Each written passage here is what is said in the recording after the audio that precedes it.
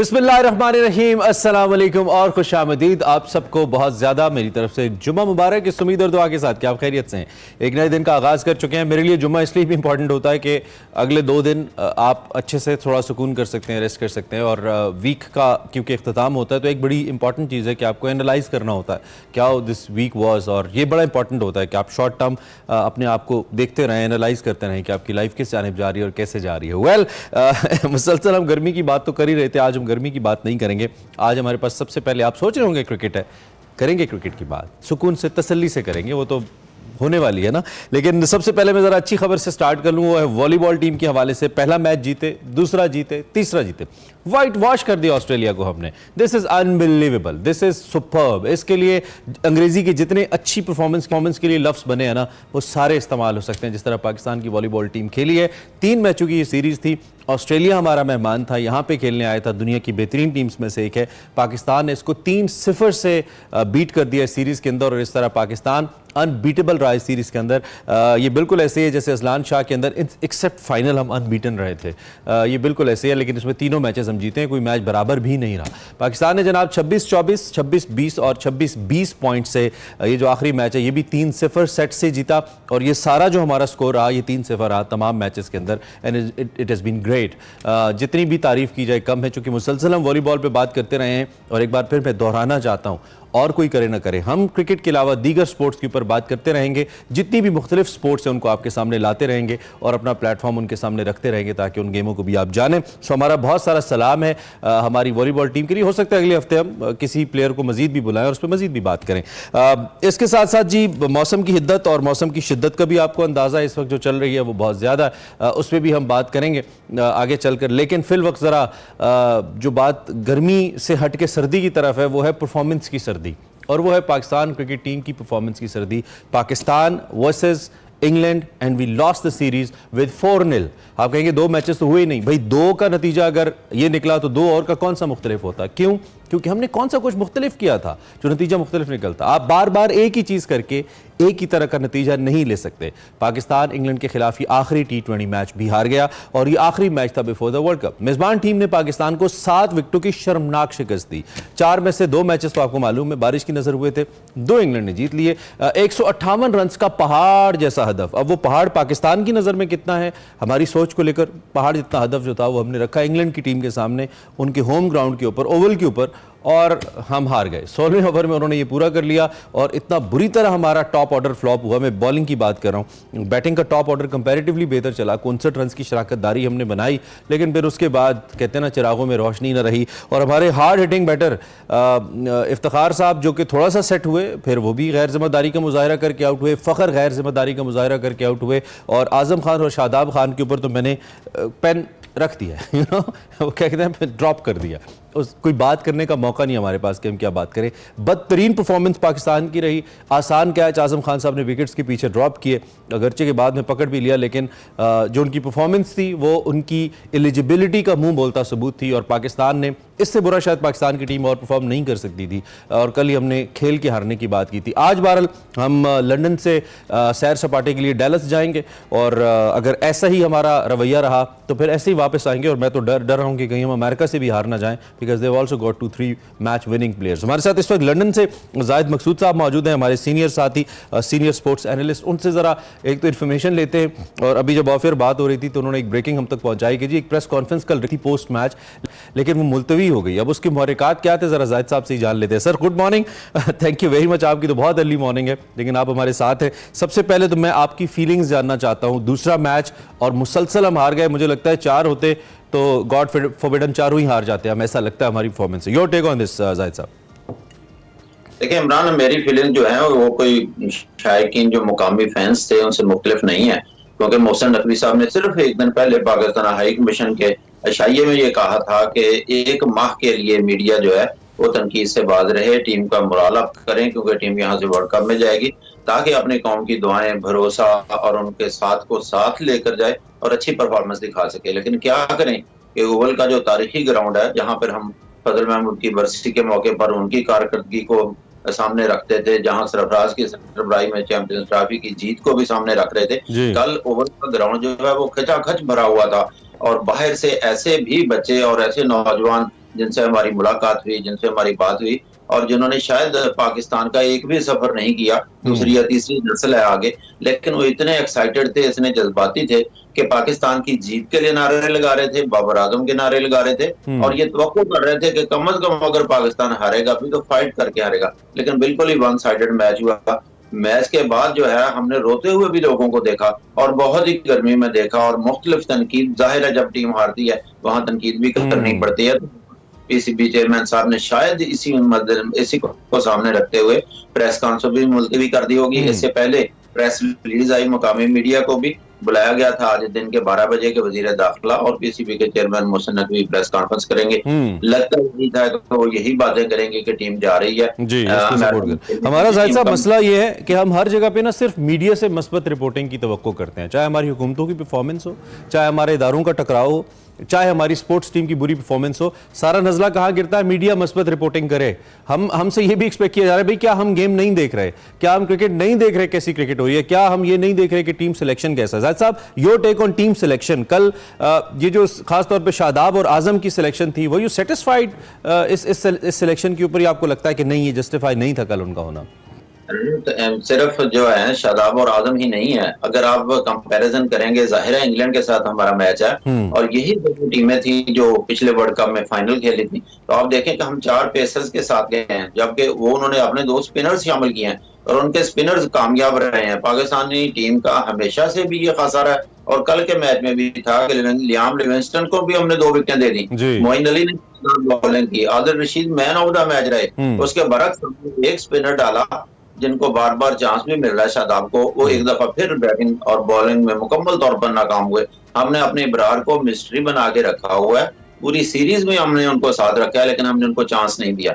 और इस वक्त अगर आप बैंक स्ट्रेंथ देखें तो 4 प्लेयर हैं बाहर, वही बैठे हुए हैं आपके, और क्या करेंगे। अमाद वसीम के बारे में उसी दिन कल ही प्रेस रिलीज आई थी कि उनको प्रॉब्लम है फिटनेस के, उनको बाहर बिठाना पड़ा। 2 चेंजेस की पाकिस्तान ने, तो पाकिस्तान की सिलेक्शन सिर्फ आजम या शादाब पे नहीं, ओवरऑल भी सवालिया निशान था, जो बाद में फैंस ने भी हमारे साथ बात की कि 4 सीमर्स डालने की क्या जरूरत थी। Yes yes yes. तो ये 4 सीमर्स वैसे क्यों आ रहे हैं टीम के अंदर? आपको जब जरूरत नहीं है तो फिर क्या हम समझे, कोई ऐसी अनसीड फोर्स है जो कि इन 4 सीमर्स को बैक करिए, एक्सेप्ट 1 या 2 या 3 की तो चलो जरूरत ही होती है, 2 की तो होती है, तीसरा भी ऑप्शनल होता है, तो क्या कोई अनसीड फोर्स है जाहिद साहब जो कि इसको एंडोर्स करिए? इमरान, लगता है ऐसा है कि उनके गैरी क्रिस्टन अभी टीम के साथ आए हैं, इससे पहले वो आईपीएल में थे, आपको याद होगा। 10 दिन में मेरा ख्याल है टीम के साथ कोऑर्डिनेशन करना, ज़हनी महंगी करना प्लेयर्स के साथ इतना आसान नहीं होता, उनको थोड़ा टाइम लगेगा। लेकिन बाबर आजम इतने अरसे से अब कप्तान है, यूं लगता है कि पाकिस्तानी टीम का कप्तान बदला और कोच बदला, लेकिन कारकर्दगी वैसी की वैसी है। अगर यही करनी थी भाई, शाहीन अफरीदी को बनाया था, फिर उसको चेंज करने की भी क्या जरूरत है। बाबर आजम ने जो बाद में प्रेस कॉन्फ्रेंस की है, उन्होंने वही रुबाती जुमले बोले कि हम माजरत चाहते हैं कौम से और हम तस्लीम करते हैं शिकस्त को, हमसे गलतियां हुई, अच्छी पार्टनरशिप हुई, बाद में खेल नहीं सके। अब देखें, इफ्तिखार की ही बात कर लें, बार बार कहा जाता है कि वो अच्छा स्कोर कर सकते हैं, उनको पहले नंबरों पर आना चाहिए। कल के मैच में फिर उनको 7वें नंबर पर भेज दिया और फिर एक पहली गेंद के या 2 गेंदों के या 3 गेंदों के मेहमान बनते बनते जिस टीम के 3 प्लेयर्स आउट हो जाएं या 20 ओवर से टीम मैच ना खेल सके तो क्या तवक्को की जा सकती है टीम से। हालांकि जब स्टार्ट था बाबर आजम और रिजवान का, बड़े अरसे के बाद दोनों ओपनिंग पे आए थे जी, और बहुत ही खूबसूरत कवर ड्राइव खेली बाबर ने। और मैं फिर बता रहा हूँ कि ओवल का ग्राउंड तेज धरने को जगह नहीं थी, बिल्कुल फुल था, बाहर झंडे बिक रहे थे, ढोल बज रहे थे, पाकिस्तानी टीम बहुत जज्बाती थी, फैंस बहुत जज्बाती थे, लेकिन इंतहाई मायूसी की हालत में पाकिस्तानी टीम जो है और मेरे ख्याल में एक अच्छा स्कोर हो सकता था अगर शादाब और आजम की ऊपर नीचे विकेटें ना गिरती बगैर कोई रन स्कोर किए, तो हम अच्छी एवरेज के साथ जा रहे थे, हम 8-9 का एवरेज मेंटेन कर रहे थे। At one point I thought कि हम शायद 190-180 के पास जाएंगे, लेकिन फिर वही बात हुई कि सूरत हाल ऐसी हुई। तो बुनियादी तौर पर इस वक्त जाहिद साहब आपको क्या लगता है, जो फैसलों का मरकज है वो महज बाबर आजम है या फिर इतने ज्यादा ऑफिशियल्स का होना या वहाब रियाज जैसी शख्सियात का भी बीच में शामिल होना, मोहसिन नकवी साहब खुद बड़े इन्फ्लुएंशियल चेयरमैन पीसीबी हैं, ये इस कॉम्बिनेशन को बनने नहीं दे रहा या बन नहीं पा रहा? बुनियादी वजह क्या लग रही है आपको? मोहसिन नकवी साहब ने तो बड़ा आसान काम किया ना, किसी को चेयरमैन नहीं बनाया सिलेक्शन कमेटी का, अब जिम्मेदार कौन होगा? वर्ल्ड कप पाकिस्तानी टीम अच्छी परफॉर्मेंस दिखाएगी तो जाहिर है इसका क्रेडिट लेने के लिए तैयार होगी। ठीक। और अगर पाकिस्तानी टीम हार जाती है तो किसको कहेंगे, क्योंकि 7 रुकनी सिलेक्शन कमेटी है, चेयरमैन उसका है कोई। और ये अजीब सा फैसला था। अब 19 जो है आपकी जो है ऑफिशियल्स हैं वो पाकिस्तानी टीम के साथ सफर कर रहे हैं। पाकिस्तानी टीम आज ही 2 हिस्सों में वहां डेलस रवाना हो जाएगी, यहाँ यूएसए के साथ पाकिस्तान का मैच होगा। और एक बहुत भारी कहना चाहिए कैरी कर रही है पाकिस्तान इन ऑफिशियल्स को, जो जाहिर है उनको मशवरा भी देते होंगे। वहाब रियाज हैं, मोहम्मद यूसुफ हैं, अजहर महमूद हैं, गैरी क्रिस्टन है। फिर आपके जो मेंटल हेल्थ के लिए साथ एक साइकोलॉजिस्ट भी सफर कर रहे हैं, लेकिन लगता है उनके साथ कोई राब्ता भी नहीं करता कि जब कोई प्रेशर पड़ता। प्रेशर है किस चीज का? पाकिस्तान पहले बैटिंग की और बहुत अच्छा, एक अच्छा स्टार्ट उसे को कहना चाहिए कि 59 रन पे पाकिस्तान का कोई और नहीं था, 60 पे 1 आउट था। उसके बाद पाकिस्तान की लाइन लग गई। फखर जमा को चांस मिला, उस्मान को एक चांस मिला। हालांकि उस्मान खान को इस सीरीज में आयरलैंड में यहाँ पे एक पहला मैच था जिसका चांस मिला, उन्होंने स्कोर को तेज किया। अच्छा, पॉजिटिव था उनका एटीट्यूड टुवर्ड्स गेम। पाकिस्तान के जब विकेट गिरती है तो पाकिस्तान बिल्कुल जीरो पे आ जाता है। जब दूसरी टीम की विकेट गिरती है, अगर इंग्लैंड के साथ इसका कंपैरिजन करें, उनका स्कोर कार्ड तेज चलना शुरू हो जाता है। और ये पाकिस्तान के साथ हमेशा से ही रहा है कि पाकिस्तान 1 या 2 विकेटें गिरने के बाद तो पाकिस्तानी टीम प्रेशर ऐसे ही ऐसे। और ये पुरानी बात है, मतलब हमारे लिए कोई नई बात नहीं है। ये तो ऐसे ही होता है कि एक विकेट गिरी और पीछे एक लाइन लग गई और फिर हम प्रेशर के नीचे, प्रेशर हैंडलिंग नहीं आती हमें, अभी तक नहीं आती। अच्छा, अब जो डेलस के अंदर हम जा रहे हैं खेलने के लिए, जाहिद साहब, same combination, you expect the same combination? क्योंकि हम तो कह के थक गए, अब तो लगता है हमारी बात सिर्फ खबरों तक, तज्जियों तक ही महदूद है। तो वो हम ओबियसली करते रहेंगे क्योंकि हमने फैंस की को रिप्रेजेंट करना है, फैंस की नुमाइंदगी करते हैं हम नेशनल प्लेटफॉर्म्स के ऊपर। तो क्या कॉम्बिनेशन सेम ही होने जा रहा है या फिर क्या लग रहा है आपको डेलस के अंदर, क्या लग रहा है? देखिए, पाकिस्तानी टीम तो अभी तक ये कह देना अब कि बारिश हो गई है, 2 मैच पाकिस्तान खेल नहीं सका, मेरे ख्याल जाती होगी। क्योंकि इससे पहले न्यूजीलैंड की टीम यहाँ आ चुकी है, फिर हम आयरलैंड में जाकर खेल चुके हैं, 2 मैच यहाँ इंग्लैंड को भी मिले हैं, 2 हमें भी मिले हैं। और फिर माइकल वॉन की एक बात जिस पर बहुत बुरा मनाया गया था, जिन्होंने कहा था कि बेहतर होता कि पाकिस्तान के साथ खेलने से कि उनके प्लेयर को प्रैक्टिस के लिए एक साल से वापस ही ना बुलाया जाता। उस वक्त बहुत बुरा लगा था, लेकिन लगता है कि उनकी बात में काफी वजन था। अब पाकिस्तान क्योंकि यूएसए के साथ खेलेगा, डेलस में जाएगा, ड्रॉप एंड पिचेस हैं।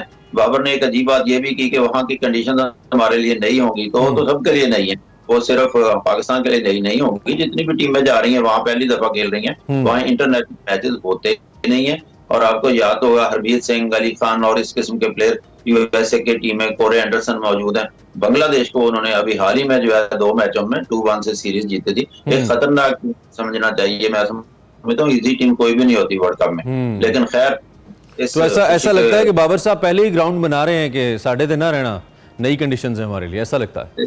हम इस उम्मीद के साथ जा सकते हैं कि कम से कम यूएसए से पाकिस्तान नहीं हारेगा। और पाकिस्तान का इंडिया के साथ मैच आपको पता है हमेशा ही सख्त किस्म का होता है कि मुख्तलिफ टेम्पो होता है प्लेयर्स के लिए भी, शायद के लिए भी। लेकिन इसके बाद जिसकी टीम का अभी तक हम जिक्र नहीं कर रहे वो है आयरलैंड की टीम। आयरलैंड ने 2017 में भी अपसेट किया था और 2007 में, और आयरलैंड जो है किसी वक्त अपसेट कर सकती है, बहुत तगड़ी टीम है। इस शिकस्त का एक तो है कि शिकस्त चलें आप, एक नेक टू नेक कंपटीशन हुआ, आप हार गए, लेकिन ये शिकस्त बड़ी शर्मनाक शिकस्त थी, बड़ा वन साइडेड मैच लगा। मैंने जब मुझे इतना वक्त लगा कि मैं ऑफिस से जब घर पहुंचा रात के वक्त, तो उस वक्त स्कोर जब बैटिंग शुरू हुई थी और जब मैं घर पहुंचा तो 80-85 हो चुके थे कुछ 6 ओवर्स के अंदर। इतनी ज्यादा हार्ड हिटिंग हुई, एक विकेट उस वक्त गिरा था इंग्लैंड का। तो आप इस शिकस्त के बाद पाकिस्तानी टीम का मोराल समझते हैं कि ऐसा होगा कि we can play bigger tournament like world cup, हम खेल सकते हैं, अपेयर हो सकते हैं उसके अंदर?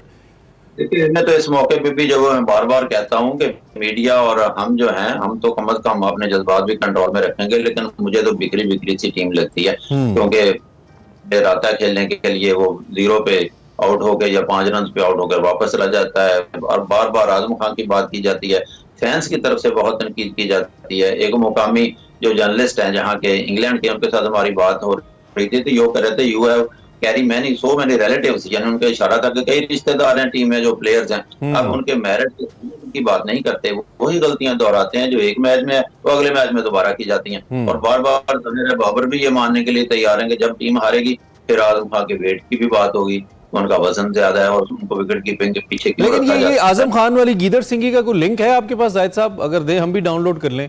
हमें समझ नहीं आ रही कि कैचेस वो ड्रॉप करते हैं, फिटनेस की उनके ऊपर जारी बात है, सवालात हैं, विकेट कीपिंग के अलावा वो फील्डिंग तो कहीं कर नहीं सकते, आज बैटर नहीं खेल सकते वो, और फिर बैटिंग उनकी क्या कमाल परफॉर्मेंस है। कुछ 7-8 की औसत से मुसलसल वो रन बना रहे हैं पिछले कई मैचेस में, इससे ऊपर नहीं बनाए उन्होंने। कल तो उन्होंने डक ले लिया। तो ये कौन सी गीदड़ सिंगी है जी?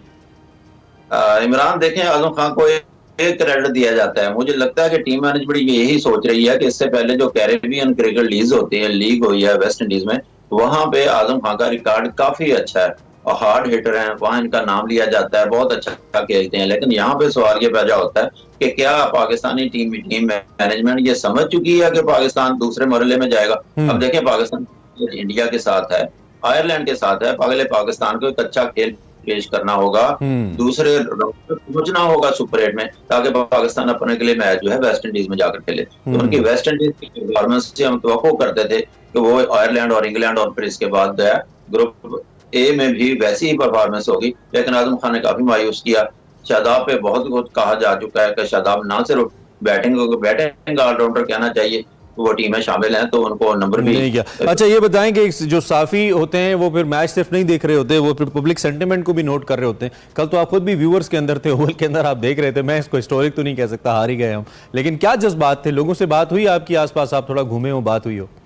नाराज थे, बहुत उनके तल्ख जुमले थे, टीम को सिफारशी करार देते थे, मायूस हो रहे थे, बल्कि बाद मायूस हो गए, यहाँ तक कह दिया कि टीम को यहीं से वापस चले जाना चाहिए। हालांकि उनको हम बताते थे कि ये पॉसिबल नहीं है, यहाँ से तो टीम ने वर्ल्ड कप के लिए अमेरिका जाना है। लेकिन शायकीन बहुत नाराज हैं, फैंस जो है, इससे भी बात हुई, इंतहाई डिप्रेस था। मैंने जैसे पहले भी जिक्र किया, इनमें ऐसे नौजवान भी थे जिन्होंने आज तक पाकिस्तान का दौरा नहीं किया होगा, पाकिस्तान नहीं गए, लेकिन वो भी झंडे लेके वहां पाकिस्तान के पहुंचे हुए थे, नारे भी लगा रहे। टीम में बातचीत होती है, ये मानने के लिए तमाम फैंस तैयार हैं, लेकिन उनका कहना था कम से कम एक फाइट हो, नजर आए कि टीम फाइट करके आ रही है, और ये नजर आए कि एक वर्ल्ड क्लास टीम है जो खेल रही है, कोई थर्ड टियर की टीम नहीं है जो खेल रही है। मतलब हम वर्ल्ड चैंपियन रहे हैं, हमारे पास कौन सा एजाज है क्रिकेट का जो हमारे पास नहीं है। और दूसरा ये भी कि क्या बाबर के ऊपर, बाबर की कैप्टेंसी के हवाले से भी कोई बात हुई? शायकीन इस हवाले से भी कुछ ख्यालात का इजहार करते नजर आए जाहिद साहब? टीम सिलेक्शन पे ज्यादातर जो लोग हैं, मैं तो हैरान था, उनका इतना नॉलेज है, बिल्कुल छोटे बच्चों का भी बड़ों का भी। टीम सिलेक्शन का बता रहे थे कि कौन सिलेक्ट करता है, उल्टा हमसे सवाल करते थे कि प्लेइंग 11 में तो बाबर का यानी कि कप्तान का रोल होता है, तो टीम गलतियां हो जाती हैं, और फिर जाहिर है बाबर का या कप्तान का कोई ना कोई तो असर टीम पे होता है। अब शाहीन अफरीदी आपको याद होगा, और वो खुद को बहुत ज्यादा मेहनत भी करते थे बैटिंग में, तो बैटिंग में चले जाहिद भाई, हमारी दुआएं आपके साथ हैं। You going all the way to Dallas, बड़ी लंबी फ्लाइट आप लेने जा रहे हैं, अल्लाह करे कुछ ना कुछ फायदा हो, मायूस ना हो आप बतौर क्रिकेट व्यूअर भी और एक्सपर्ट भी, और आपसे इंशाल्लाह हम फायदा लेते रहें और आपसे बात होती रहे।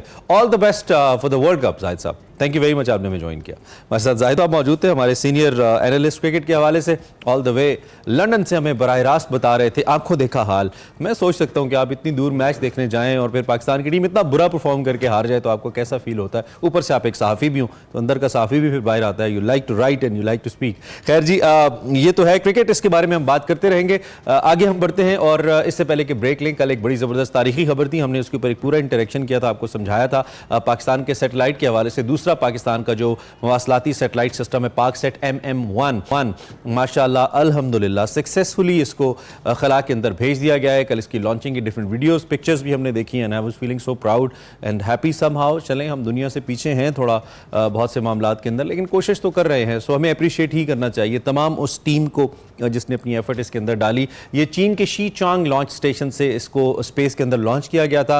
5 टन वजनी ये सेटेलाइट है, जदीद तरीन आलात से लेस है, और MM1 जिसका हम तस्करा कर रहे हैं, पाकिस्तान में इंटरनेट हो, कनेक्टिविटी की दीगर जो मॉड्स हों उनको हेल्प करेगा, उनको ठीक करेगा, उनको मजीद बेहतर करेगा। फिर टेलीविजन नशरियात उसको बेहतर करने में मदद देगा। सेलुलर टेलीफोन्स हैं, ब्रॉडबैंड कनेक्टिविटी है, इसमें भी बड़ी मदद मिलेगी। ये जो MM1 है ये अगस्त में बाकायदा तौर पर हमें अपनी जो रिजल्ट्स हैं वो देना शुरू करेगा, और स्पार्को कहता है कि इसको 3 बरस के अंदर तैयार किया गया है। हमारी तमाम बेस्ट विशेस इसके साथ हैं, अल्लाह करे पाकिस्तान की बेहतरी हो और ऐसी अच्छी अच्छी खबरें आएँ, रिसर्च बेस्ड अच्छी अच्छी खबरें आएँ। अब एक ब्रेक लेते हैं, ब्रेक के बाद वापस आते हैं। एक्सप्रेसो तो अभी शुरू हुआ है।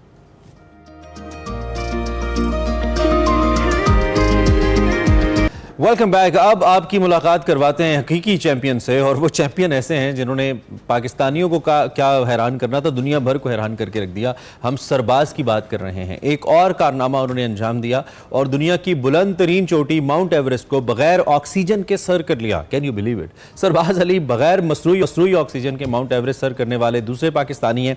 इससे कबल अली सतपारा के साहबजादे साजिद सतपारा ये कारनामा सर अंजाम दे चुके हैं। सरबाज जो हैं वो 8000 मीटर से बुलंद 14 में से 11 चोटियां विदाउट ऑक्सीजन सर कर चुके हैं इससे पहले भी, और मजमूई तौर पर ये 11 चोटियां सर करने वाले पहले और वाहिद पाकिस्तानी हैं। पाकिस्तानी ये जो कोपैमा है इन पर 8000 मीटर बुलंद से तकरीबन जो 13 चोटियां आउट ऑफ 14 यानी कि 14 में से ये 13 चोटियां वो भी सर कर चुके हैं जो 8000 से बुलंद है, और वो टोटल 14 ही हैं। सो ये कैसे कर रहे हैं? सरबाज किए जा रहे हैं। और दूसरी बात ये बड़ी इंपॉर्टेंट कि जब भी ऐसा कुछ होता है हम उन्हें इनवाइट करते हैं, हमारे पास तशरीफ लाते हैं, बिकॉज एक्सप्रेसो और सरबाज की अचीवमेंट्स जो है ना ये बिल्कुल साथ साथ चलते हैं। आज भी हमारे साथ मौजूद हैं, तो आज भी हम जरा उनसे बात करते हैं, उन्हें ये खराज तहसीन करते हैं। The kind of performance you have shown Sarbaz, सबसे पहले तो बहुत बहुत मुबारकबाद आपको। The kind of performance you have shown, इतना ज़बरदस्त तरीके से आपने माउंट एवरेस्ट को बगैर ऑक्सीजन के सर किया।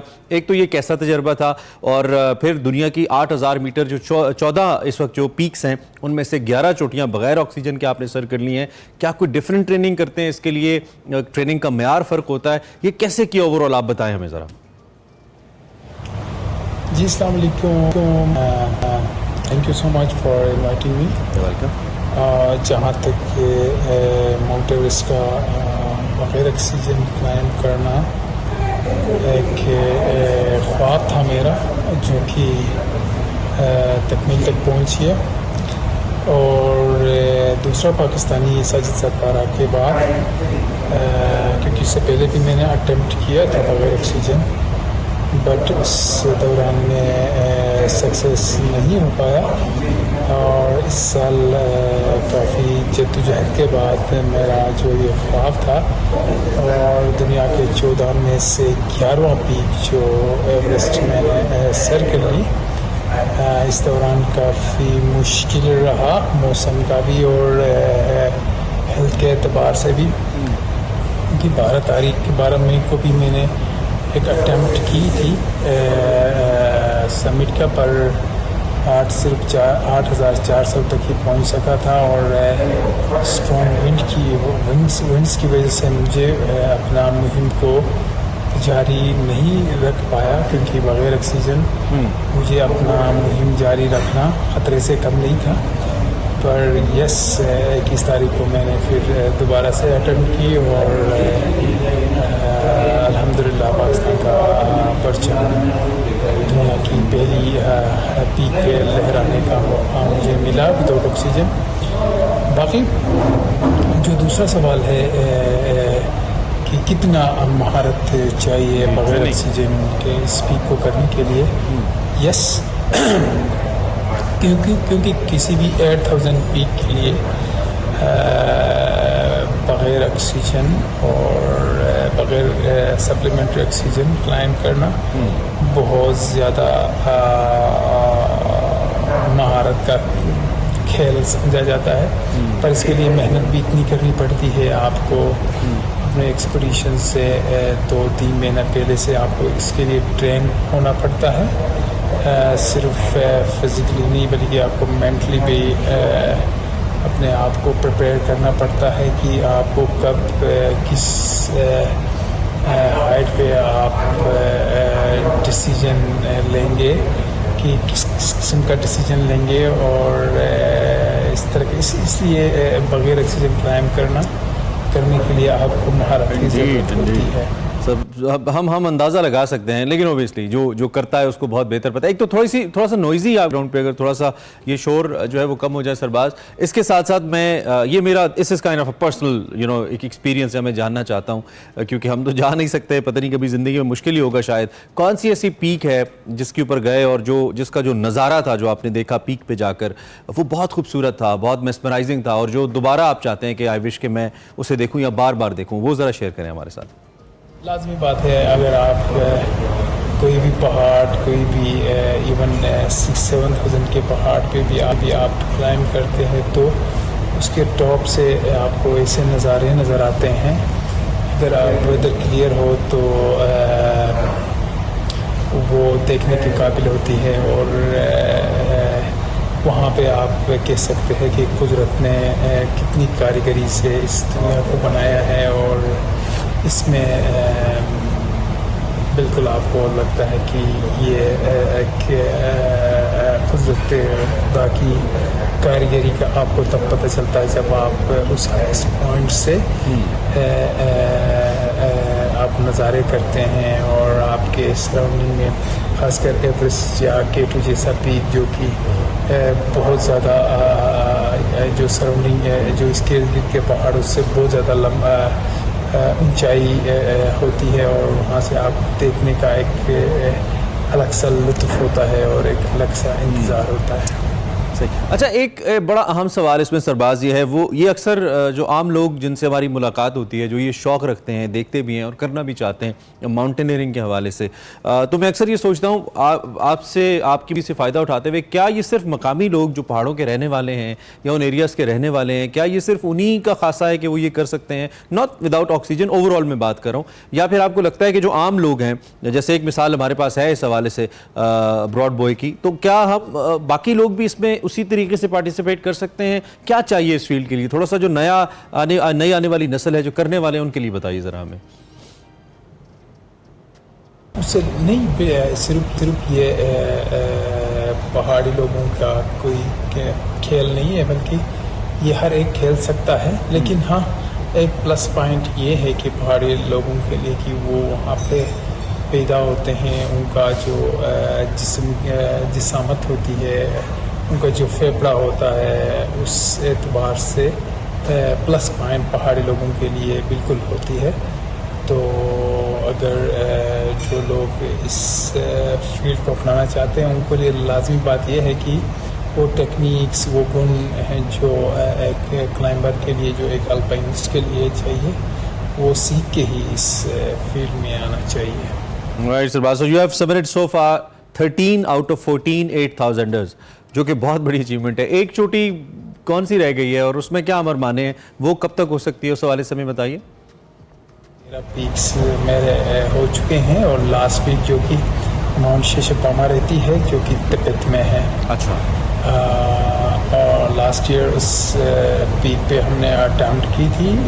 हमारे साथ काफ़ी दुनिया के दूसरे अल्पाइनिस्ट भी थे, जो कि ज़्यादातर का वो लास्ट पीक ही रहती है। तो वहाँ पे हमारे टीम में से कुछ लोगों के साथ एक वाक़ा पेश आया। वहाँ पे 2 एवलांच विद इन और आए, और हमारे तकरीबन 4 बंदे, जो 4 क्लाइंबर्स थे, जिनमें 2 अमेरिकन ख़वातीन भी थी और 2 शेरपा थे, वो उस एवलांच की ज़द में आए। और फिर हमें वो एक्सपीडिशन ही क्लोज़ करनी पड़ी, जिसकी वजह से इस साल चाइना की गवर्नमेंट ने तिब्बत में हमें परमिशन नहीं दी इस पीक पे क्लाइंबिंग करने के लिए। तो इंशाल्लाह उम्मीद करते हैं कि नेक्स्ट ईयर वो इस पीक पे परमिट इशू करेंगे, और हम जाके इस अपना जो लास्ट पीक है उस पर फिर अपना मुहिम जरी करके पाकिस्तान का परचम इस पीक पे भी लहराएंगे इंशाल्लाह। और बहुत शुक्रिया मुझे आप लोगों ने अपने चैनल पे बात करने के लिए, अपने तजुर्बा को सामने रखने की के लिए। आप लाइए सरबाज, भी नो आपने बड़ी मसरूफियत में समय वक्त दिया और एक्सक्लूसिवली हमें वक्त दिया, कहीं और देखा नहीं होगा आपने इनको बात करते हुए। Once again thank you a lot कि आपने हमें ज्वाइन किया, एक्सप्रेसो को ज्वाइन किया और एक्सप्रेस न्यूज़, और हमसे बात की। सरबाज जो है वो 14 में से 13 चोटियाँ अब तक सर कर चुके हैं, और विदाउट ऑक्सीजन 11 चोटियाँ। आई मीन सिर्फ कहना आसान है, I can not even think कि ये कैसे हो सकता है। अल्लाह हिम्मत देता है और फिर इंसान ओबियसली उसकी कोशिश होती है। Sarbaz the champion, the real champion. हमने कहा आपकी मुलाकात करवाएं। एक ब्रेक लेते हैं, ब्रेक के बाद एक्सप्रेसो जारी है।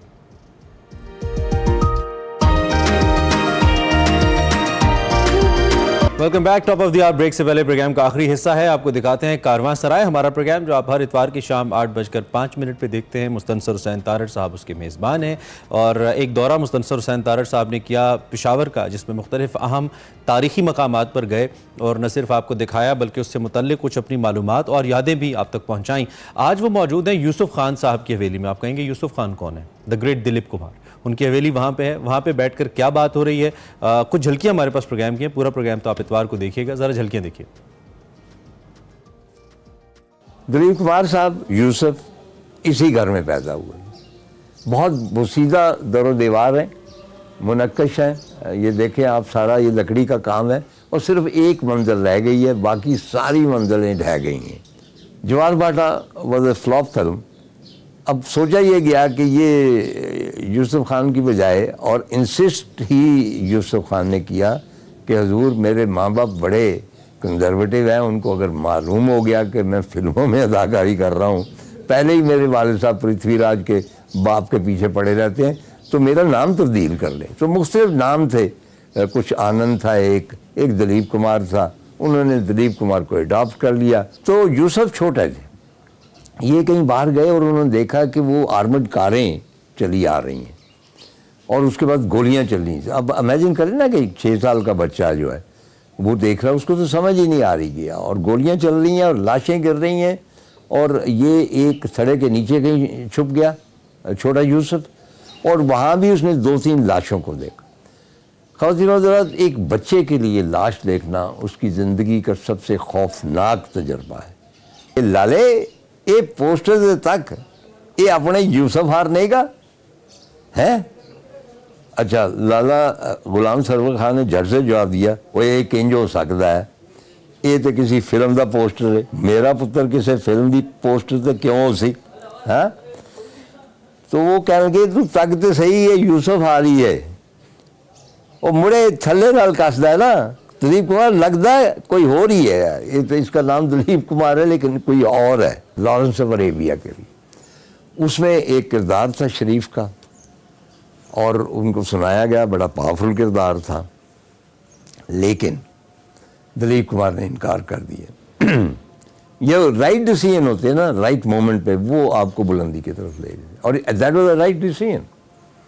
दिलीप कुमार ने कहा कि मेरा ख्याल है कि एक बड़े तालाब में बहुत से लोगों के साथ तैरना उससे बेहतर है कि आदमी का अपना तालाब हो और वहाँ तन्हा तैरे। एट टाइम्स आई फील कि अगर वो एक बड़े अदाकार ना होते तो वो बड़े इंटेलेक्चुअल होते, क्योंकि मैंने उनकी गुफ्तगू सुनी है और उनकी जो वास्ट नॉलेज है और जो शायरी के बारे में जो कोटेशन वो देते हैं, या जो लफाजी है उर्दू की लफाजी, मैं तो उनकी गलत को नहीं पहुंच सकता, जो लफाजी वो इस्तेमाल करते हैं और लहजा ख़ास, उन्हें कुरान पाक का बेशतर हिस्सा याद था, जिसमें यहाँ पे दी गई है वो सूरत जो दिलीप कुमार ने पढ़ी, और उसी के पास गैब की कुंजियाँ हैं, उन्हें उसके सिवा कोई नहीं जानता, और वो जानता है कि जो कुछ खुश्की और तरी में है, और कोई पत्ता ऐसा नहीं गिरता जिसे वो जानता ना, और ज़मीन के अंधेरों में कोई दाना ऐसा नहीं जिसे वो ना जानता हो, और कोई तार ऐसी चीज़ नहीं जो वाज़े किताब में लिखी हुई ना हो। इस कुरान के हवाले से जैसा कि मैंने अर्ज़ किया कि उनका एक फेवरेट मौजू था सीरत नबी सल्लल्लाहु अलैहि वसल्लम। इससे ज़्यादा दिलचस्प और क्या हो सकता है। ज़रूर देखिएगा कारवां सराय इतवार की शाम 8:05 पर ओनली ऑन एक्सप्रेस न्यूज़। एक ब्रेक लेते हैं, ब्रेक के बाद दोबारा आपको ज्वाइन करता हूँ। Welcome back. प्रोग्राम के दूसरे हिस्से में आपका वेलकम है। अब आपको फ्लैग्स दिखाते हैं, हमारा सेगमेंट जिसमें आज सना हमायूं अज़रबैजान के कौमी दिन पर एक तकरीब सजी, वहीं पर इस्लामाबाद के अंदर उसका अहवाल बता रही हैं। देखते हैं आज का सेगमेंट फ्लैग्स।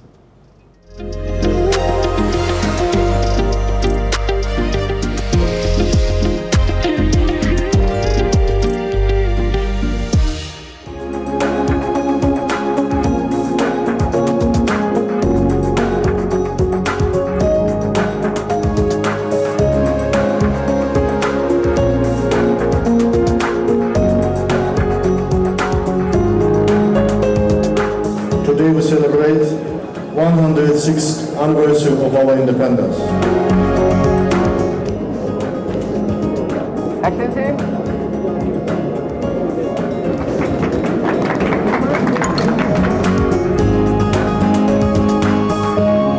Hello and अस्सलाम वालेकुम, वेलकम टू फ्लैग्स के एक और एक्साइटिंग एपिसोड में आपको खुशामदीद कहती हूँ।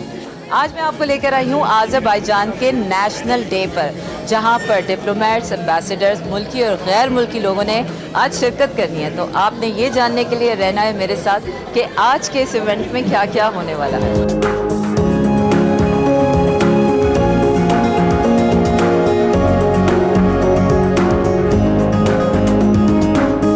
और इस वक्त मैं मौजूद हूँ किर्गिस्तान के एम्बेसडर के साथ, जो कि आज की महफिल में इन्होंने अपनी शिरकत से चार चांद लगाए हैं।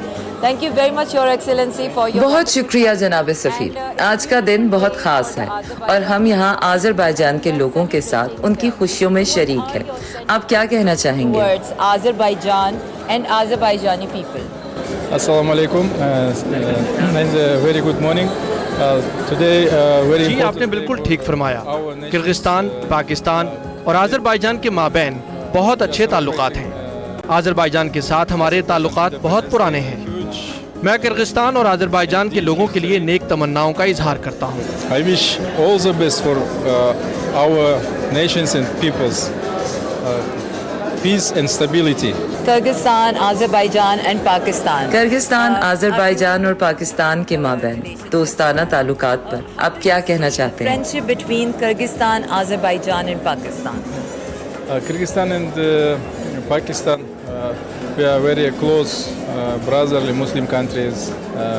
They have deep history. जी हम तीनों मुसलमान ममालिक हैं और हमारे ताल्लुकात भाईचारे पर मबनी हैं। तीनों मुल्कों के लोग सकाफत और सोचने के तरीक़ाकार में बहुत मुमासलत है। मुग़ल बादशाह ज़हीरुद्दीन बाबर का ताल्लुक़ भी किर्गिस्तान से ही था। हमारी तारीख़ बहुत मिलती है, हम एक दूसरे की ज़ुबानें भी समझते हैं। We have same language with Azerbaijan people, traditions, and also we have many similarities. Thank you very much and आपकी आमद से इस तकरीब को चार चांद लग गए। मैं उम्मीद करती हूँ कि किर्गिस्तान का सफारत खाना भी यहाँ ऐसी तकरीबात होस्ट करेगा। Thank you very much. Thank you.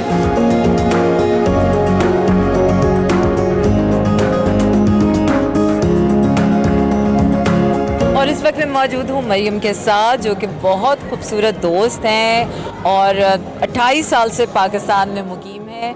और मरियम आज के इस इवेंट में आई हैं शिरकत करने। Maryam congratulations and you looking absolutely stunning today.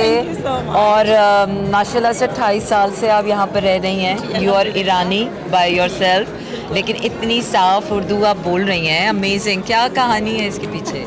इसके पीछे कहानी है मेरे अच्छे ससुराल वाले, मेरे अच्छे फ्रेंड्स और मेरे लवली हस्बैंड। और मुझे खुद बहुत इंटरेस्ट है इस चीज़ पे कि जहाँ आप रह रही हैं उस कल्चर को, उस लैंग्वेज को एक्सेप्ट करना चाहिए। अच्छा मरियम, आज का दिन हम आज़रबाईजान का नेशनल डे स्पेंड करने यहाँ आए हैं और बहुत ख़ास होता है वो दिन जब आप अपने मुल्क से दूर भी होते हैं और फिर आपने वही ब्रदरहुड जो है वो अपने गैर मुल्की दोस्तों को भी देनी होती है and it should feels like a home. तो क्या कहना चाहेंगी आप आज़रबाईजानी उन दोस्तों के लिए, बहन भाइयों के लिए आज के इस खूबसूरत दिन के मौके पर? पहले तो ये मैं बता दूं कि हमारी बहुत ही अच्छी रिलेशन है। वैसे तो आपको पता है ईरान और आज़रबाईजान की बहुत अच्छी रिलेशन है। उसके अलावा यहाँ के जो हज़र साहब हैं और तराना खानम जो है यहाँ के एम्बेसडर जो है, उनके साथ भी हमारा बहुत फ्रेंडशिप है, फैमिली रिलेशन है हमारे उनके साथ। आज़रबाईजान के लोग माशाल्लाह बहुत नाइस हैं और हमारी काफ़ी अरसे हो गई है उनके साथ मिलना जुलना। मुझे बेहद प्यार है उनसे, बहुत ज़्यादा। मैंने उनसे बहुत प्यार लिया है और इतना प्यार देने की कोशिश भी किया है। आज के इवेंट बहुत ही अच्छा रहा है। बहुत सारी दुआएं हैं आज़रबाईजान के लोगों के लिए, पाकिस्तान के लोगों के लिए। अल्लाह ताला सबका प्यार ऐसे ही रखे।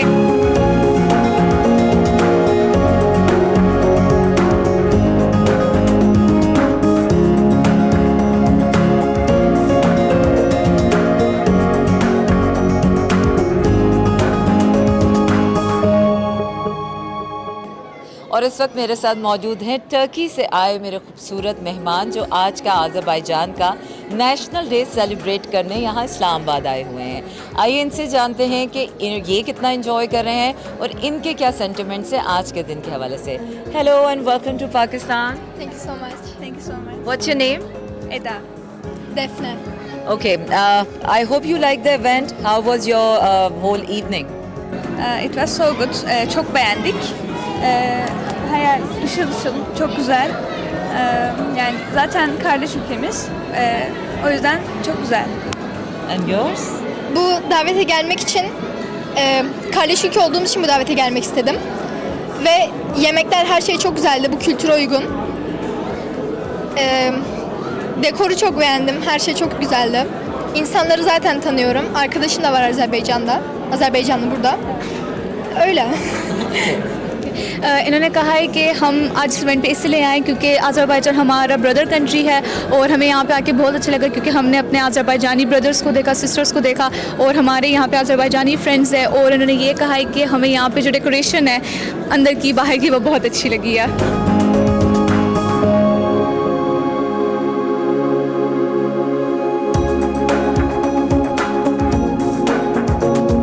As always, I am with the man of the evening tonight, Azerbaijan ka National Day, and definitely the most important personality tonight, the ambassador of Azerbaijan. Your Excellency, it's always a pleasure, and you're such a with your. जनाब सफ़ीर, आपसे मिलकर हमेशा खुशी होती है क्योंकि आपके चेहरे पर हमेशा मुस्कुराहट रहती है.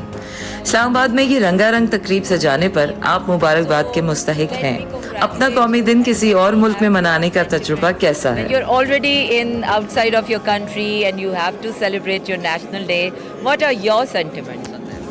Of course, it's proud for us that we are celebrating Independence Day of Azerbaijan. आज का दिन हमारे लिए बहुत खास है. ये दिन सिर्फ आज़रबाईजान ही नहीं बल्कि पूरी मुसलमान दुनिया के लिए अहमियत का हामिल है क्योंकि मिडिल ईस्ट में आज़रबाईजान जमहूरियत पसंद पहला इस्लामी मुल्क बना. इस तकरीब में मुख्तलिफ ममालिक से हमारे दोस्त और भाई आए हुए हैं. मैं उन सब का शुक्रगुजार हूँ. यहाँ मैं ये जिक्र करना चाहूँगा कि पाकिस्तान के साथ हमारी तिजारत 10 गुना बढ़ी है. इसके अलावा पाकिस्तान से आज़रबाईजान जाने वाले लोगों में भी बहुत तेज़ी से इजाफा हो रहा है. इस वक्त तकरीबन 50,000 से भी ज्यादा पाकिस्तानी आज़रबाईजान जा चुके हैं. पिछले साल से आज़रबाईजान और पाकिस्तान के माबैन डायरेक्ट फ्लाइट्स भी ऑपरेट होना शुरू हो गई हैं. दोनों मुल्कों के दोस्ताना ताल्लुकात की ये डिमांड है कि दोनों मुल्कों के लोग ज्यादा से ज्यादा रवाबित कायम करें. Inshallah, we will achieve this. I would like to see all you in Baku also. Thank you very much. Oh, fantastic. We would love to do this. And now we'd like to know about this top 29 event. Baku में कोप 29 event भी होने जा रहा है. पूरी दुनिया की नजरें उस पर हैं. आप इस बारे में क्या कहना You चाहेंगे? have to say about this. COP29 is one of the important event in terms of the climate action. कोप 29 बहुत ही खास इवेंट होने जा रहा है. इसमें हम मौसमियाती तब्दीली और दरपेश मसाइल का जायजा लेंगे. इस इवेंट के लिए आज़रबाईजान को बतौर होस्ट चुना गया है. इससे पहले भी आज़रबाईजान बहुत से इवेंट्स होस्ट कर चुका है. कोप 29 का इवेंट भी इंशाल्लाह मिसाली होगा. हमें उम्मीद है कि पाकिस्तान इस इवेंट को मुनक्किद करवाने में हमारी मदद करेगा और हम सब मिलकर मौसमियाती मसाइल के खिलाफ हिकमत अमली बनाएंगे. We should go together for against the challenges we have to overcome. Thank you very much. Thank you very much, Your Excellency. Have a great evening. Thank you.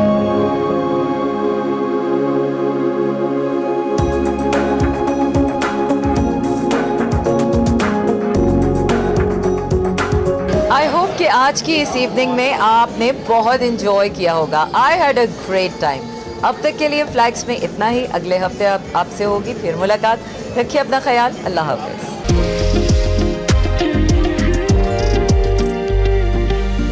Welcome back. अब कुछ बैनुल-अक़वामी मंजरनामे की बात कर लेते हैं और ख़ास तौर पे मशरिक़ वस्ता की सूरत हाल, जहाँ पे आपको मालूम है 7 अक्टूबर से जो इसराइल है वो निहत्ते फ़लस्तीनियों पर मज़ालिम के पहाड़ ढाए जा रहा है. ये सिलसिला रुक के नहीं दे रहा है. अब तकरीबन 238 से ज़ायद रोज़ हो गए हैं. 36,000 से ज़ायद इंसानी जानें इसमें चली गई हैं. मासूम फ़लस्तीनियों को शहीद किया गया है और अब भी इंटरनेशनल कोर्ट ऑफ जस्टिस के फैसले आने के बावजूद भी इसराइल के सर पे जूं तक नहीं रिंगी है. मुसलसल न सिर्फ पहले शहरी इलाकों को निशाना बनाया जा रहा था, अब तो पुरअमन करार दिए जाने वाले और जंग से मुबर्रा करार दिए जाने वाले इलाके रफ़ा के अंदर जहाँ पे खैमा बस्ती है, कैंप हैं, वहाँ पे भी बमबारी की गई है. इसके नतीजे में 66 से ज़ायद फ़लस्तीनी अब तक शहीद हो चुके हैं. दर्जनों ऐसे हैं जो ज़ख्मी हैं, माजूर हो गए हैं, कई तो ज़िंदा जल गए हैं. जाँ बहक और ज़ख्मी होने वालों में जो अक्सरियत है वो ख़वातीन और बच्चों की है.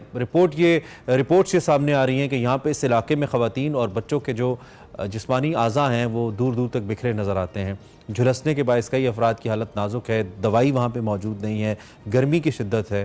गर्ज़ के करबला क्या होगी जो इस वक्त करबला फ़लस्तीन के अंदर जारी है, उससे भी शायद ज़्यादा एक जुल्म की सी मिसालें कायम की जा रही हैं। उधर स्पेन, नॉर्वे, आयरलैंड ने स्पेन को, फ़लस्तीन को बतौर एक रियासत तस्लीम किया है और कई ममालिक मज़ीद इस पर प्रोसीड कर रहे हैं कि वो भी फ़लस्तीन को एक रियासत तस्लीम करे। दूसरी जानब जो मिस्री सदर हैं फ़तह सीसी, उन्होंने तमाम जो आलमी बरादरी है उससे गज़ा में मौजूद तमाम फ़लस्तीनियों को तवील मुद्दती इंसानी इमदाद देने की अपील की है और सदर शी जिनपिंग ने भी इसकी हिमायत की है कि फ़लस्तीनी रियासत का क़याम अमल में आना चाहिए और उसको अक़वाम मुत्तहिदा की मुकम्मल रुकनीत दी जाए। सो दुनिया की राय कुछ हद तक बदल रही है। एक तो ये मामला किस जानिब जा रहा है, देन एक हम थोड़ा सा सेशन डोनाल्ड ट्रंप के हवाले से भी करेंगे इन दी एंड, जिसमें उनको भी सज़ा दी गई है एक केस के अंदर, और क्या इसके बाद भी वो इलेक्शन लड़ पाएंगे, क्या सज़ा उनकी बरकरार रहेगी, इस पर भी ज़रा तबसरा ले लेंगे। लेकिन फिल वक्त ज़रा फ़लस्तीन की बात करें। डॉक्टर जमील अहमद खान, साबिक़ सिफारतकार और सीनियर तजियाकार हमारे साथ मौजूद हैं, उनसे ज़रा बात करते हैं। डॉक्टर साहब, थैंक यू वेरी मच।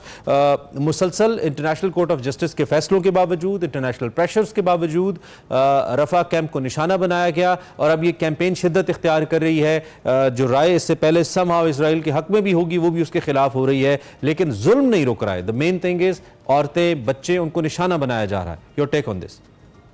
लेकिन दुनिया को तो तजस्सुस इस बात पे है और ताज्जुब इस बात पर है कि आखिर वजह क्या है कि दुनिया की हाईएस्ट कोर्ट एक ऑर्डर देती है, international court of justice, international criminal court की तरफ से वारंट इशू होने वाले हैं। प्रोसिक्यूटर जनरल ने अप्लाई कर दिया है। सिक्योरिटी काउंसिल के दर्जनों रेजोल्यूशन हैं जो कि इंटरनेशनल कानून के मायने रखते हैं और उसके अलावा दुनिया की राय जो कि डेमोन्स्ट्रेशन के जरिए, जो कि रिकग्निशन के जरिए फलस्तीन को बायलैटरल लेवल पर, याद रहे कि रिकग्निशन सिर्फ उस सूरत में मुमकिन है कि सिक्योरिटी काउंसिल उसको एक्सेप्ट करे यानी रेजोल्यूशन पास करे। सिक्योरिटी काउंसिल उस पर वीटो कर दिया जाता है, लेकिन बायलैटरल एक्सेप्टेंस में 146 कंट्रीज ने रिकग्नाइज कर लिया है। आखिरी 3 आपने अभी बताया अपने इंट्रो में, नॉर्वे, स्पेन और आयरलैंड। तो ये तो अवाम की और दुनिया की राय है, लेकिन आखिर कोई तो वजह होगी कि ये दरिंदगी जारी है। 36,000 के करीब अफराद जो हैं वो शहीद तकरीबन कर दिए गए हैं। 36,000 से बहुत आगे चली गई है बात। और पिछले 24 घंटों का आपने बता दिया, 60 आपने बता दिया कि खैमा बस्तियों को, औरतों, बच्चों को आग में जला दिया गया। और आज की बात मैं कर रहा हूं कि वहां का वजीर, जो कि वहां के एक कैबिनेट मेंबर, नाम है उसका स्टॉ मिर्ची, उसने कहा है कि हम तो अब वेस्ट बैंक को भी खंडरात बना देंगे जैसे हमने गजा को खंडरात बनाया है और रफा को बनाया है। और याद रहे कि 80% मकानात जो है या तबाह बर्बाद खंडरात में तब्दील कर दिए गए हैं गजा में, या रहने के काबिल नहीं है। तो फिर आइए तलाश करते हैं अगले 1 मिनट में कि वजह क्या है। वजह यह है कि इजराइल को जो सपोर्ट हासिल है वो सिक्योरिटी काउंसिल में वीटो पावर के हामिल अमेरिका की सपोर्ट हासिल है। और इसीलिए जब भी कोई बात आती है तो इजराइल पे पाबंदी यानी कि इम्प्लीमेंट करने की, तो उसको वीटो कर दिया जाता है, जैसा कि मेंबरशिप की जब बात आई वहां। और इसी तरीके से जब 27 नवंबर को पास देने की बात आई पिछले बरस, उसमें भी उसको तो रेजोल्यूशन पास भी कर दिया गया, लेकिन इजराइल ने क्यों नहीं माना? इजराइल को पता है कि जब दोबारा सिक्योरिटी काउंसिल में रेजोल्यूशन पेश किया जाएगा, अक़वाम मुत्तहिदा के चार्टर के चैप्टर 6 के तहत, चैप्टर 7 की नौबत तो अमेरिका कभी नहीं आने देगा। और चैप्टर 6 क्या है? इस सैंक्शन लगाए जाएं, और वो सैंक्शन लगाने की जब बारी आती है तो इजराइल को रिलीफ दे दिया जाता है, वीटो ने कर दिया जाता है। बोलते लोग वो उस हद तक नौबत आने ही नहीं दी जाती है। हम सेफली ये कह सकते हैं, सब सेफली हम ये कह सकते हैं कि it's not just about Israel, it's about America. I mean ये वो सपोर्ट है, ये वो एतमाद है जिसकी बुनियाद पर इजराइल ये तमाम कवानीन की धज्जियां उड़ाया जा रहा है। आज ही अगर वहां बहरी बेड़े हटा लिए जाए और अमेरिका कहे कि जी हमारे बहरी बेड़े आपके जो पुष्ट पर खड़े हैं इजराइल के, हम आपको सपोर्ट नहीं करते। और देन अगर थोड़ा सा आप आगे बढ़ जाएं, क्योंकि लोग ये सवाल करते हैं हमसे, मैं चाहता हूं आपकी एक्सपर्ट ओपिनियन इस पे लूं। अमेरिका के लिए इतना जरूरी क्यों है इजराइल? वो दुनिया की सुपर पावर है, is got all the resources पूरी दुनिया के अंदर, तो उसके लिए ऐसा क्या है जिसकी बेस पर वो हर हद तक जाना चाहता है टू सेव इजराइल, अपना बगल बच्चा? बड़ी मंत्र की बात आपने की है और लोग जानना यकीनन चाहते हैं। उसकी वजह यह है कि हमें अमेरिकन निज़ाम को समझने के लिए ये समझना होगा कि सहूनियत और सहूनियत की तहरीक कब उसकी बुनियाद पड़ी, वो 1897 में पड़ी। उसमें एक बहुत बड़ा प्लान था जिसमें इजराइल भी क़याम में आया और बात ये भी है ग्रेटर इजराइल तक। लेकिन उसको इस बात को छोड़ते हुए अमेरिका की बात हो रही है। अमेरिका में जितने भी इन्फ्लुएंशियल इदारे हैं, चाहे वो कांग्रेस है या सरकारी इदारे हैं या ब्यूरोक्रेसी है या मालियाती इदारे हैं या मीडिया के इदारे हैं, वो सारे के सारे बिल्कुल और मुकम्मल तौर पर सहूनी ताकतों के कब्जे में है। लिहाजा कोई प्रेसिडेंट चूं से मुंह नहीं कर पाता है जब इजराइल की बात आती है। और इजराइल की बात जब आती है तो कांग्रेस में भी बहुत ही कॉन्शियस लोग कुछ डिबेट वगैरह कर देते हैं। अल्टीमेट जब बिल पास होता है तो हम अल्टीमेटली कह सकते हैं कि असल मसला ला इलाहा इल्लल्लाह मुहम्मदुर रसूलुल्लाह का है। असल मसला ये है। एक उम्मीद की बहुत अच्छी किरण आई है। चाइनीज प्रेसिडेंट ने कल अनाउंस किया है, जबकि वो एड्रेस कर रहे थे अरब सरबराहान का एक फोरम है जो कि 2004 में कायम किया गया था, Arab cooperation state forum with China. तो उन्होंने कहा है कि हम दुनिया का अमन कॉन्फ्रेंस बनाने जा रहे हैं। आप ये भी हमारे जहन में होना चाहिए कि चाइना ने पहले ही AII बैंक यानी कि एशियन इन्वेस्टमेंट बैंक को कायम कर दिया है और उसमें वो पैरेलल है इसका वर्ल्ड बैंक का। ये जो अमन कॉन्फ्रेंस है चाइना बुलाने जा रहा है, अमेरिका कभी नहीं चाहेगा या अमेरिका के एलाइज कि ये इसमें कामयाबी हो, लेकिन आगे महसूस हो रहा है कि कामयाबी हो सकती है। और उस कामयाबी के बाद ओके उसमें चंद माह लग सकते हैं, लेकिन उसके बाद कुछ उम्मीद की जा सकती है। इसकी वजह से प्रेशर मजीद बढ़ सकता है और ये क्योंकि चाइना अभी अपने कार्ड्स मजीद ओपन करता जा रहा है। उम्मीद की करण, लेकिन अगर OIC थोड़ी सी हिम्मत कर जाए, जो कि नहीं करेगी, तो फिर ठीक है। वैसे thank you very much for precious time. आप तशरीफ लाए, आपने साम मौजू भी हमारे साथ बात की। डॉक्टर जमील अहमद खान, सिफारतकार और माहिर बैनुल-अक़वामी उमूर, इस वक्त मुख्तलिफ नुकात के हवाले से हमें बता रहे थे कि असल में बैकग्राउंड क्या है इस सारी सूरत हाल का और ये मामला किस जानिब जा रहा है। कुछ खबरें खुशाइंद आ रही हैं, अल्लाह करे बेहतरी हो। इससे पहले कि मैं ब्रेक लूँ, फॉर्मर अमेरिकन प्रेसिडेंट के हवाले से एक नई हिस्ट्री बन रही है, नई तारीख रकम हो रही है।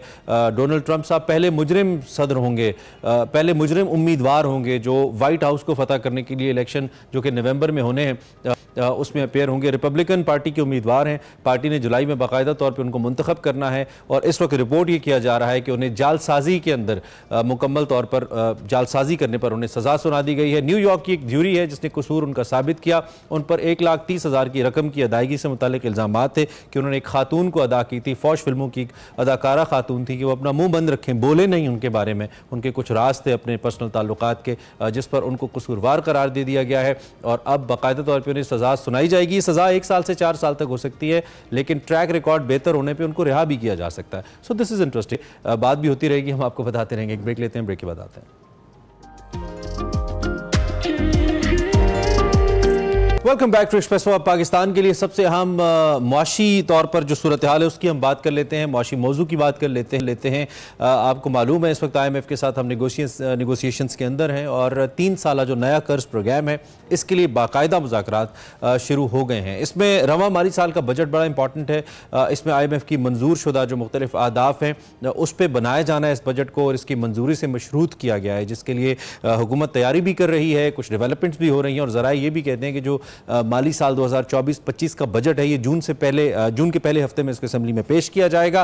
एक्सप्रेस न्यूज़ के बिजनेस रिपोर्टर हैं इरशाद अंसारी साहब, उनकी खबर है उसके मुताबिक जो IMF है उसने पाकिस्तानी हुकाम से नए बजट में जो हमारी इंपोर्ट्स हैं, दरामदात हैं, इस पर आयत पाबंदियाँ ख़त्म करने और जो नया बजट है इसमें बरामदी शोबों को दी जाने वाली जो सब्सिडीज़ हैं वो ख़त्म करने की बात की है। इसके अलावा जो दरामदात पर मुख्तलिफ ड्यूटीज़ हैं जिसकी वजह से ये महंगी हो जाती है और हुकूमत एक भारी भरकम ड्यूटीज़ टैक्स लेती है, उसको भी कम करने का मुतालबा किया है। दूसरी जानिब IMF ने यह भी जोर दिया इस खबर के मुताबिक कि जो दरामदात हैं इस पर आयत पाबंदियाँ मरहलावार ख़त्म कर दी जाएँ। जो वजारत ख़जाना है उसने इन इम्पोर्ट्स पर आयत पाबंदियों में जो कमी है उस पर तो इत्तफाक किया है, ताहम जो वजारत तिजारत है उसने टैरिफ में कमी के फैसले में जो मकामी सनत है इसके तहफ़्फ़ुज़ पर भी जोर दिया है और ये भी मौक़िफ़ इख्तियार किया है कि टैरिफ में जो कमी है इसका फैसला मकामी मार्केट के तहफ़्फ़ुज़ को पेश नज़र रखकर किया जाना चाहिए। ये किस हद तक डूएबल है इस पर हम बात करेंगे। इरशाद अंसारी साहब ही हमारे साथ होंगे, लेकिन इससे पहले कि हम बात करें एक इंपॉर्टेंट खबर पेट्रोल प्राइसेस के हवाले से है।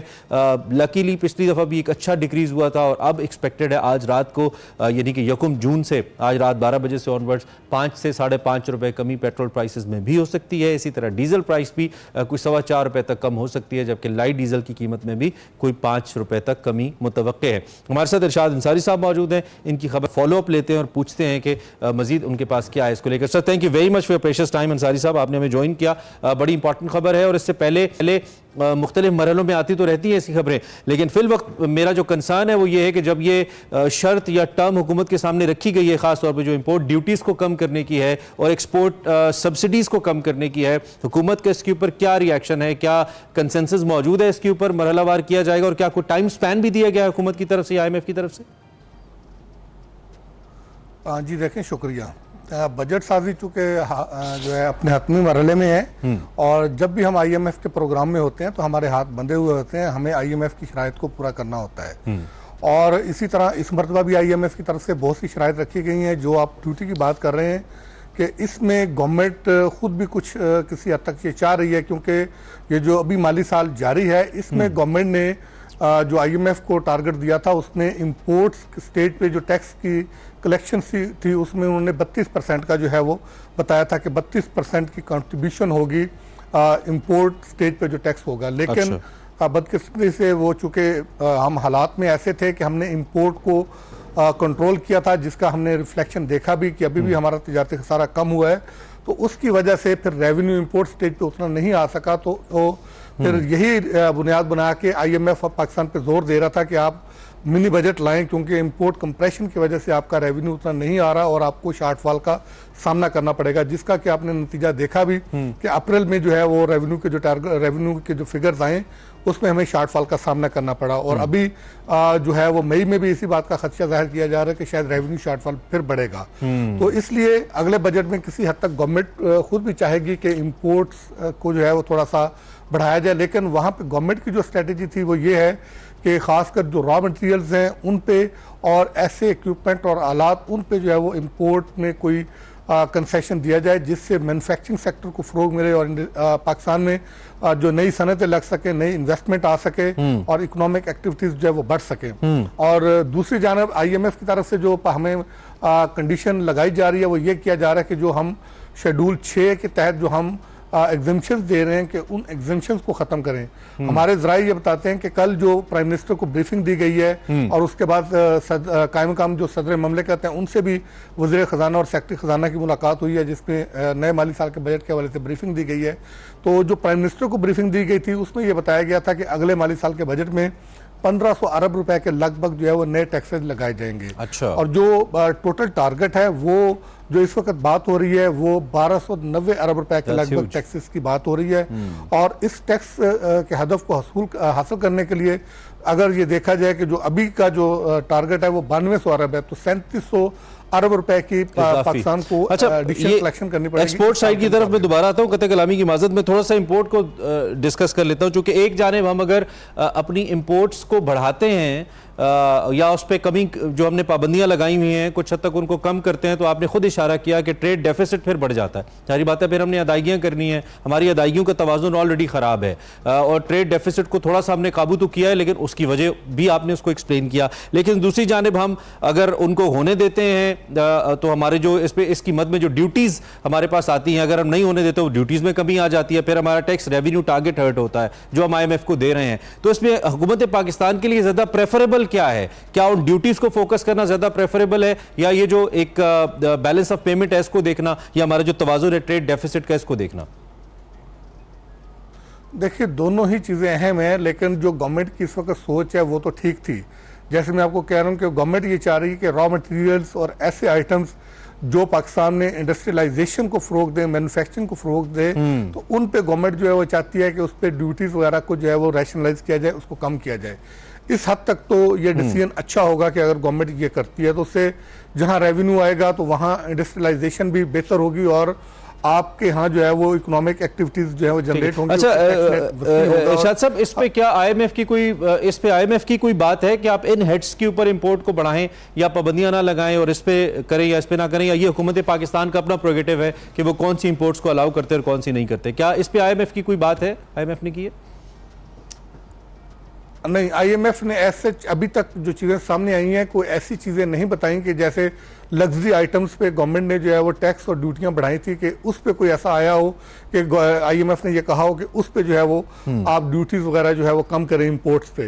लेकिन उनका ये कहना है कि चूंकि आपने पिछले साल जो ये अभी माली साल 30 जून को खत्म होना है कि इसमें भी आपने इंपोर्ट्स के स्टेज पे जो है वो टैक्स का हदफ ज्यादा रखा था, तो इसलिए आप उसको मद्देनजर रखते हुए आप वो चीजें जो गैर जरूरी आपने इंपोर्ट को जो है वो रोकने के लिए जो है वो गैर जरूरी जो ड्यूटी और टैक्सेस बढ़ाए हैं उनको उसको जो है वो मेरे पास कम करें। टाइम कम है तो जरा एक्सपोर्ट साइड पे आ जाइए। हम ऑलरेडी बड़ी स्क्वीज्ड हमारा एक्सपोर्ट सेक्टर है, हम अपनी as per required potential exports नहीं कर पा रहे हैं। अगर मजीद एक्सपोर्ट सेक्टर को थोड़ा गवर्नमेंट एक पुश देती है आईएमएफ के कहने पर, तो फिर तो हमारे पास ऑलरेडी डॉलर्स बड़े कम आते हैं, हम ऑलरेडी रेमिटेंसेस के ऊपर भरोसा कर रहे होते हैं, इन्हिसार कर रहे होते हैं, तो फिर ये कैसे चलेगा? ये देखें, अभी आपने देखा ना कि अभी आज की मैं आपको बता रहा हूँ कि डॉलर जो गया है हमारा, आज सुबह मैं खबर देख रहा था कि उसमें हमारे जो ज़र मुबादला के ज़खायर है उसमें काफ़ी बड़ा जो है वो डिप आया है। तो बात ये आपकी सही है, लेकिन इसके साथ साथ जो गवर्नमेंट दूसरे इकदाम कर रही है कि जैसे एक्सपोर्ट को बढ़ाने के साथ साथ जो है वो गवर्नमेंट इन्वेस्टमेंट लाने के लिए गया। अगर आप अभी के जो लेटेस्ट फिगर हैं उसमें देखें तो हमारे जो तमाम जो फिगर्स हैं वो हौसला अफजा हैं, उनको अगर मद्देनजर रखा जाए और साथ जो गवर्नमेंट जो है वो डिजिटलाइजेशन जो करने जा रही है और जो एफबीआर में बड़े पैमाने पर रिफॉर्म्स करने जा रही है, अगर ये सारी चीज़ें हो जाती हैं, हमारी एफडीआई जैसे बढ़ रही है, एफडीआई भी अगर हमारी बढ़ती है, पोर्टफोलियो इन्वेस्टमेंट भी अगर हमारी बढ़ती है और हमारी एक्सपोर्ट भी बढ़ती है, तो फिर तो ये हमारा बैलेंस ऑफ पेमेंट का इतना इशू नहीं रहेगा। अगरचे फाइनेंसिंग है, अभी भी हमने जो बजट का पूरा जो आउटले रखने जा रहे हैं यानी कि 17,000 अरब के लगभग जो है वो टोटल हजम तजवीज़ किया जा रहा है। अगर कंसोलिडेटर ले लें तो ये 24,000 के अरब के करीब जो है वो बन जाएगा। तो उसमें जो डेट फाइनेंसिंग का हमने रखा है वो एक बहुत बड़ी रकम वो भी है। ठीक है, टाइम मेरे पास अनफॉर्चुनेटली थोड़ा कम है, इंशाल्लाह किसी और नशिस्त में ज़रूर दोबारा आपकी इन्फॉर्मेशन से फ़ायदा उठाएंगे। हमारे साथ इरशाद अंसारी साहब माशी तज्ज़ियाकार सीनियर साहब थे जो कि इस हवाले से अपने ख्यालात का इजहार कर रहे थे। ब्रेक लेते हैं, ब्रेक के बाद आते हैं और प्रोग्राम के आखिरी हिस्से में एक ट्रिब्यूट पाकिस्तान के नामवर गुलकार और अदाकार इनायत हुसैन भट्टी साहब को, जिनकी आज 25वीं बरसी मनाई जा रही है। इनायत हुसैन भट्टी साहब 12 जनवरी 1928 को गुजरात में पैदा हुए। उन्होंने MAO कॉलेज से दौरान तालीम ही वहाँ पे स्टेज ड्रामाज में पहली बार अपनी फ़नी सलाहियतों का मुजाहिरा किया। उन्होंने मास्टर नियाज हुसैन शामी सी मौसीकी की बाकायदा तौर पर तरबियत हासिल की और पंजाबी फिल्म फेरे से शोबिस की दुनिया में एंट्री दी। हिदायतकार नज़ीर ने 1955 में उन्हें फिल्म हीर के मरकजी किरदार। 5 दिहाइयों पर मुहित अपने फनी सफर में इनायत हुसैन भट्टी ने कई फिल्में बनाई। उनकी मशहूर फिल्मों में हीर, फेरे, जलन, शहरी बाबू, दुनिया मतलब दी, सज्जन बेली, सच्चा सौदा, इश्क दीवाना, चंद मकना, सज्जन प्यार दा, जिंद जान, करतार सिंह, जग्गा गुजर और जुल्म दा बदला शामिल है। बात कर रहे थे हम द लेजेंडरी इनायत हुसैन भट्टी साहब के हवाले से। इसके साथ ही प्रोग्राम का वक्त भी अपने इख्तिताम को पहुंचा। आपसे मुलाकात इंशाल्लाह मंडे को होगी। उस वक्त के लिए अच्छा सा वीकेंड गुजारिए और हमारा बेस्ट ऑफ भी देख सकते हैं आप। मीनवाइल आपसे इंशाल्लाह मंडे को मिलेंगे। अल्लाह हाफ़िज़।